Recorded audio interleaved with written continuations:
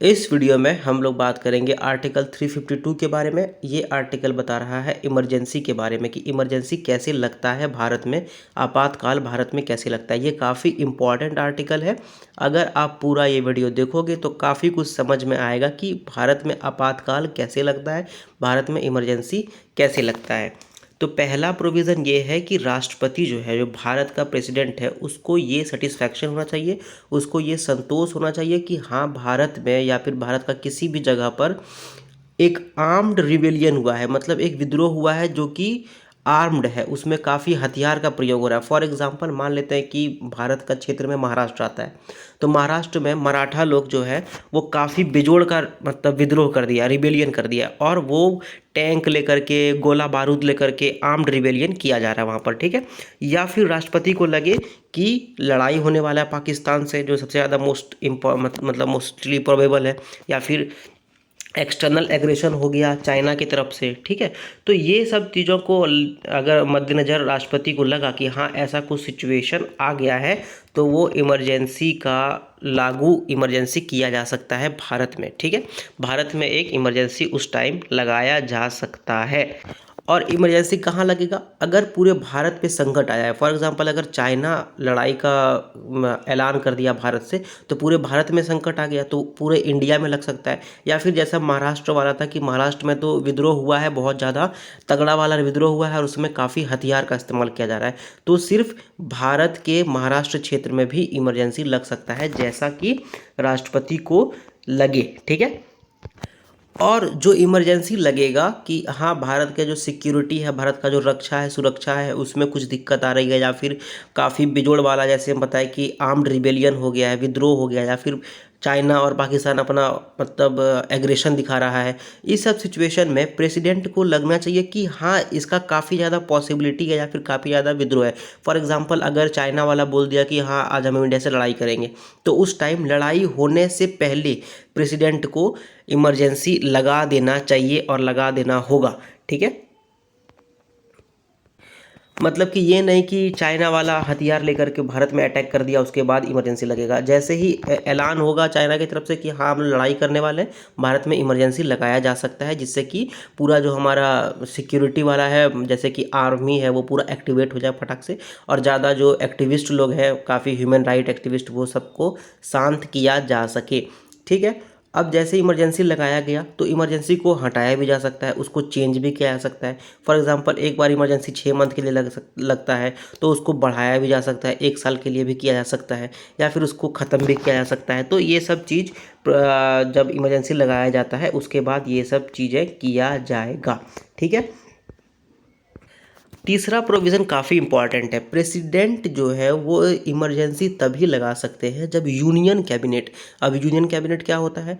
Union cabinet का मतलब prime minister और जो काफ़ी इंपॉर्टेंट मिनिस्टर्स हैं, जैसे अभी बीजेपी के गवर्नमेंट में काफ़ी इंपॉर्टेंट मिनिस्टर कौन कौन है? अमित शाह हो गए, पीएम मोदी हो गए, राजनाथ सिंह हो गए, नितिन गडकरी वगैरह। तो ये जो काफ़ी इंपॉर्टेंट मिनिस्टर होता है उसको मिला करके एक कैबिनेट बनता है, उसको बोलते हैं हम लोग यूनियन कैबिनेट, ठीक है।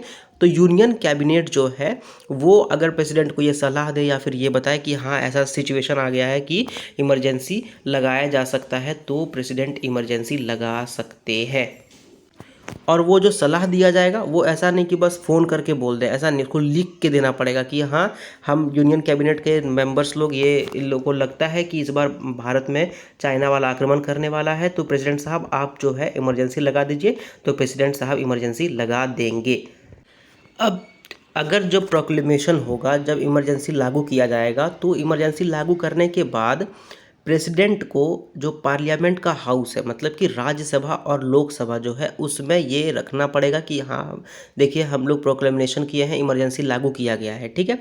और अगर जो इमरजेंसी हटाने का अगर वो रिजोल्यूशन नहीं है, या फिर अगर इमरजेंसी हटाने का वो चीज़ नहीं है, तो वो लोकसभा और राज्यसभा से पास होना चाहिए, वरना 1 मंथ के अंदर अंदर वो जो 1 मंथ के बाद वो जो प्रोक्लेमेशन था इमरजेंसी वाला वो ख़त्म हो जाएगा।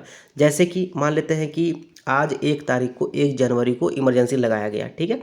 इमरजेंसी लगाने के बाद 1 फरवरी तक जो इमरजेंसी का जो रिपोर्ट वगैरह या इमरजेंसी लगाने का जो उद्घोषणा किया गया है वो लोकसभा और राज्यसभा में पेश किया जाना चाहिए। अगर ये पेश नहीं किया गया तो माना जाएगा कि इमरजेंसी ख़त्म हो गया है, ठीक है। अगर यही 1 जनवरी को इमरजेंसी ख़त्म करने का बात किया गया, ठीक है। 1 जनवरी को बोला गया कि आज से इमरजेंसी ख़त्म। तो उस सिचुएशन में लोकसभा, राज्यसभा में ये रिपोर्ट रखने का कोई मतलब नहीं है, ये चीज़ें बताने की कोई ज़्यादा ज़रूरत है नहीं, ठीक है। अब मान लेते हैं कि कुछ ऐसा सिनेरियो आ गया कि लोकसभा जो है वो भंग हो गया है, लोकसभा काम नहीं कर रहा है, ठीक है। उस समय इमरजेंसी लगा दिया गया है राष्ट्रपति के द्वारा, लेकिन राज्यसभा तो कभी भंग नहीं होता है, राज्यसभा तो हमेशा काम करती रहती है। तो राज्यसभा नहीं भंग हुआ है और राज्यसभा के द्वारा ये जो इमरजेंसी का जो प्रस्ताव था वो पास हो गया है, ठीक है। उस सिचुएशन में क्या होगा, उस सिचुएशन में क्या होगा, उस सिचुएशन में जैसे ही लोकसभा बैठेगी, जैसे ही लोकसभा अपना काम करने के लिए उनका जो सदन है वो चालू होगा, उस सदन से लेकर के 30 दिनों तक, फॉर एग्जांपल अगर 1 जनवरी को लोकसभा फिर से बैठा, फिर से पुनर्गठन हुआ, तो 1 फरवरी तक वो जो प्रोक्लेमेशन वाला जो चीज़ था, जो इमरजेंसी लागू करने का राष्ट्रपति के द्वारा बताया गया था, वो वहाँ पर पेश किया जाना चाहिए। और अगर नहीं पेश किया जाएगा तो फिर सेम सिचुएशन जो प्रोक्लेमेशन था, मतलब जो इमरजेंसी वाला सिचुएशन था, वो फिर माना जाएगा कि ख़त्म हो गया है, ठीक है। अब जो इमरजेंसी का जो प्रस्ताव था वो मान लेते हैं कि लोकसभा से भी राज्यसभा से भी पास हो गया है, ठीक है। फिर क्या होगा, फिर जैसे ही 6 महीना ख़त्म होगा, जैसे कि 1 जनवरी को अगर फिर से मान लेते हैं कि 1 जनवरी को इमरजेंसी लागू किया गया, ठीक है, लोकसभा से भी पास है, राज्यसभा से भी पास है। फिर 6 महीने के बाद, मतलब कि जो भी है जून जुलाई अगस्त जो भी आया, तो 1 जून या जुलाई या अगस्त जो भी 6 महीना होता है, उसके बाद माना जाएगा कि ये जो प्रोक्लेमेशन है वो ख़त्म हो गया अब। लेकिन इसमें भी कुछ कुछ शर्त है। शर्त क्या है, पहला शर्त ये है कि अगर राष्ट्रपति को लगे कि हाँ सिचुएशन अभी तक नॉर्मल नहीं हुआ है और इमरजेंसी को आगे बढ़ाना चाहिए, तो वो इमरजेंसी को आगे बढ़ाने के लिए लोकसभा में और राज्यसभा में फिर से अपना प्रस्ताव वगैरह जो भी है सरकार वो पेश करेगी, और पेश करने के बाद अगर वहाँ से वो पास हो गया तो माना जाएगा कि इमरजेंसी चल रहा है। और अगर दूसरा शर्त ये है कि अगर 6 महीने के अंदर में लोकसभा भंग हो गया, लेकिन राज्यसभा तो चल रहा है, और राज्यसभा जो है वो बताया कि ठीक है इमरजेंसी को आगे आगे बढ़ाना चाहिए, मतलब 6 महीना से ज़्यादा लंबा इसको खींचना चाहिए, 1 साल के लिए इमरजेंसी को आगे बढ़ाना चाहिए, क्योंकि भारत का स्थिति जो है सामान्य नहीं हुआ है। राज्यसभा में तो वो पास हो गया, लेकिन लोकसभा में वो पास नहीं हुआ है। तो इस सिचुएशन में क्या होगा, इस सिचुएशन में जैसे ही लोकसभा का पहला बार बैठक होगा, जैसे ही लोकसभा पहली बार कंस्टिट्यूट किया जाएगा, मान लेते हैं कि फिर से 1 जनवरी को लोकसभा पहली बार बैठा, ठीक है, तब से लेकर के 30 दिनों के अंदर, मतलब कि तब से लेकर के 1 महीने के अंदर अंदर ये जो बिल था कि इमरजेंसी को आगे बढ़ाना चाहिए, वो अगर पास हो गया तो इमरजेंसी आगे बढ़ाया जाएगा, और अगर वो पास नहीं हुआ तो माना जाएगा कि जो इमरजेंसी है वो ख़त्म हो गया। मतलब कि सेम सिचुएशन है, लोकसभा को जैसे ही लोकसभा का बैठक शुरू होगा उसके 30 दिन के अंदर अंदर ये जो इमरजेंसी वाला प्रोविज़न है उसको पास करना होगा। अब क्वेश्चन उठता है कि ये पास कैसे होगा, इमरजेंसी का प्रोविज़न पास कैसे होगा। तो सबसे बड़ा बात है कि इमरजेंसी का प्रोविज़न पास करने के लिए पार्लियामेंट को, मतलब कि लोकसभा या फिर राज्यसभा को एक नॉर्मल मेजोरिटी चाहिए जो 50% से एबव होना चाहिए, लेकिन जितने भी वहाँ पर आदमी बैठे हुए, जितने भी मेंबर्स बैठे हुए हैं, उसका 2/3 होना चाहिए। फॉर एग्जांपल मान लेते हैं कि लोकसभा में 100 व्यक्ति बैठा हुआ है, 100 मेंबर्स बैठा हुआ है, और ये जो इमरजेंसी लागू करने का प्रस्ताव है तब आया, ठीक है। तो 2/3 मतलब कि 67 मेंबर्स जो है इसको बोलेंगे कि हाँ ठीक है हम इसको स्वीकार करते हैं, तो ही वो बिल पास होगा वहाँ से, और तो ही इमरजेंसी लग सकता है। अगर 67 से कम बोले तो फिर पास नहीं होगा। जितना भी मेंबर वहाँ पर उपस्थित है, जितना भी मेंबर वहाँ प्रेजेंट है, उसका 2/3 होना चाहिए। प्रेजेंट एंड वोटिंग, मतलब कि वो प्रेजेंट भी हो और वहाँ पर वोट भी कर रहे हो, तो ही वो पास होगा इमरजेंसी, और तो ही भारत में किसी भी क्षेत्र में या फिर पूरा भारतवर्ष में इमरजेंसी लग सकता है। अब बहुत देर तक इमरजेंसी लग गया, अब प्रेसिडेंट को लग रहा है कि नहीं भाई इमरजेंसी ख़त्म करो, अब यार बहुत हो गया, और भारत का जो सिचुएशन है वो अब सामान्य हो गया, भारत तरक्की पे जाएगा, ठीक है। तो प्रेसिडेंट को लग रहा है कि अब हटाओ इमरजेंसी को, अब ख़त्म करते हैं, ठीक है।